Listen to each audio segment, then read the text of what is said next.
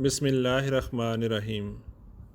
حضرت صلی اللہ علیہ وآلہ وسلم کی عبادات کا اعلیٰ معیار۔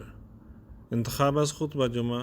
حضرت خلیفۃ المسیح الخامس ایدہ اللہ تعالیٰ بنصر العزیز، فرمودہ 18 فروری 2005۔ روزنامہ الفضل انٹرنیشنل، 15 جولائی 2023۔ تشہد و تعوذ اور سورہ فاتحہ کی تلاوت کے بعد حضور انور نے درج ذیل آیت قرآنی تلاوت کی۔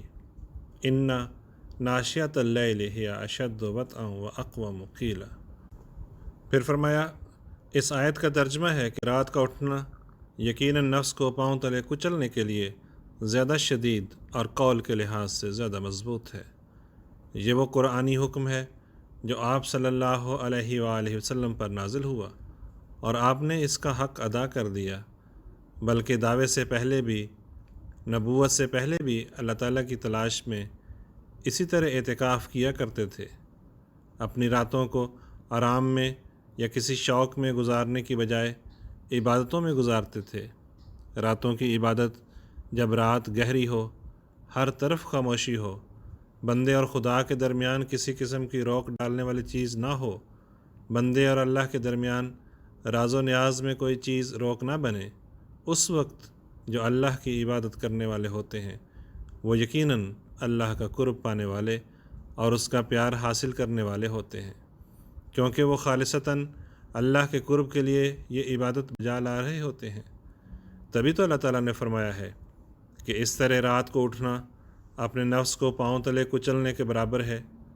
بلکہ یہ شیطان کو ختم کرنے اور اپنے نفس پر قابو پانے کا ایسا زبردست حربہ ہے کہ اس کا مقابلہ کیا ہی نہیں جا سکتا۔ اس وقت کے عہد و پیمان اتنے پکے اور مضبوط ہوتے ہیں کہ ان کو توڑنا ممکن نہیں ہوتا۔ شیطان کی ملونی اس میں ہو ہی نہیں سکتی۔ گویا اللہ تعالیٰ کا خالص بندہ بننے اور اپنے نفس کو ہلاک کرنے کا اس سے بہتر کوئی ذریعہ نہیں کہ رات کو اٹھ کر عبادت کی جائے، اور یہ عبادت کے اعلیٰ معیار ہمارے نبی کریم صلی اللہ علیہ وآلہ وسلم نے سب سے بڑھ کر حاصل کیے، بلکہ آپ کی قوت قدسی نے صحابہ میں اور امت میں بھی راتوں کو عبادت کے لیے اٹھنے والے پیدا کیے۔ جس صورت کی آیت میں نے پڑھی ہے، اس صورت کے آخر میں ہی اللہ تعالیٰ تصدیق فرماتا ہے کہ یقیناً اللہ تعالیٰ جانتا ہے کہ رات کے 2/3 حصے میں یا آدھے حصے میں یا وقت کے لحاظ سے تیسرے حصے میں تو نے عبادت کے اعلیٰ معیار قائم کر دیے، حق ادا کر دیے۔ ان کی اللہ گواہی دیتا ہے، بلکہ ان لوگوں کی بھی گواہی دیتا ہے جو آپ صلی اللہ علیہ وآلہ وسلم کے نقش قدم پر چلنے والے ہیں، ان حکموں پر عمل کرنے کے لیے بے چین رہتے ہیں۔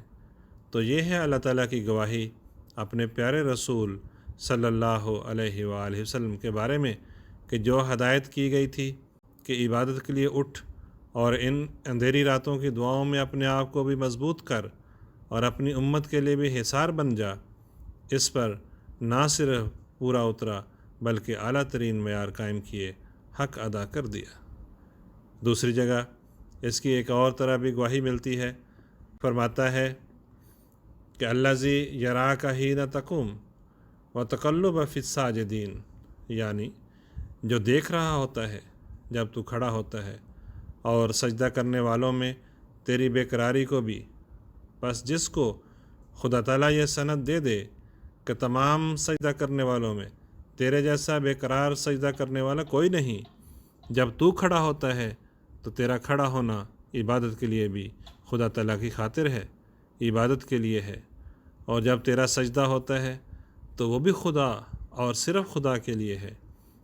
اس کے آگے جھکنے کے لیے ہے، اس کا رحم حاصل کرنے کے لیے ہے،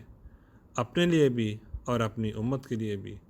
تو ایسے شخص کے بارے میں کون کہہ سکتا ہے کہ وہ دنیاوی لذات کے پیچھے چلنے والا تھا یا ہو سکتا ہے؟ لیکن دنیا میں ایسے لوگ پیدا ہوتے آئے ہیں اور آج کل بھی ایسے پیدا ہو رہے ہیں جو اسلام دشمن میں خود یا نام نہاد مسلمانوں کو خرید کر، لالچ دے کر حضرت صلی اللہ علیہ وآلہ وسلم پر گھٹیا اور بیہودہ الزام لگاتے ہیں۔ ایسے لوگوں کو وہ جاہل، اجڑ اور مشرک لوگ اس عظیم نبی کی قوت قدسی اور دعاؤں کے نتیجے میں اللہ تعالیٰ کے عبادت گزار بندے بنتے نظر نہیں آتے۔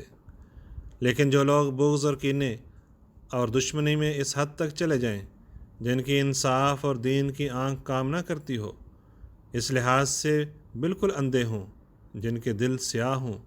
جو خود غلاظت میں پڑے ہوئے ہوں، وہ جب بھی دیکھیں گے اپنی اسی نظر سے دیکھیں گے۔ وہ جب بھی دیکھیں گے ان کو اپنا اندرونہ ہی نظر آ رہا ہوگا، اور صاف اور شفاف شیشہ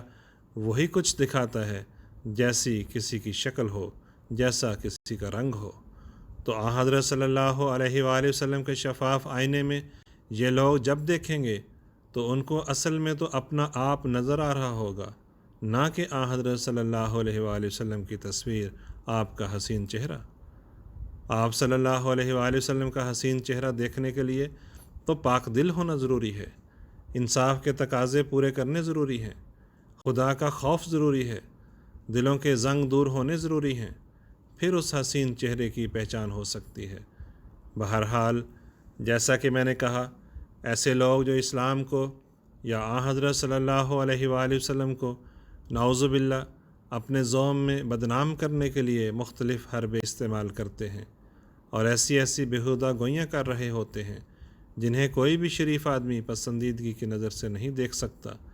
اور یہ لوگ اپنے زوم میں بڑے پڑھے لکھے ہونے اور آزاد خیال ہونے کا اظہار کر رہے ہوتے ہیں، دنیا کے سامنے اپنے خیال میں اسلام اور بانی اسلام صلی اللہ علیہ وآلہ وسلم کے بارے میں حقائق بیان کر رہے ہوتے ہیں۔ اصل میں یہ ایسے لوگ ہیں جن کا اپنا چہرہ ان بیہودہ گوئیوں سے ظاہر ہو رہا ہوتا ہے۔ آواز نعیم احمد باجوہ۔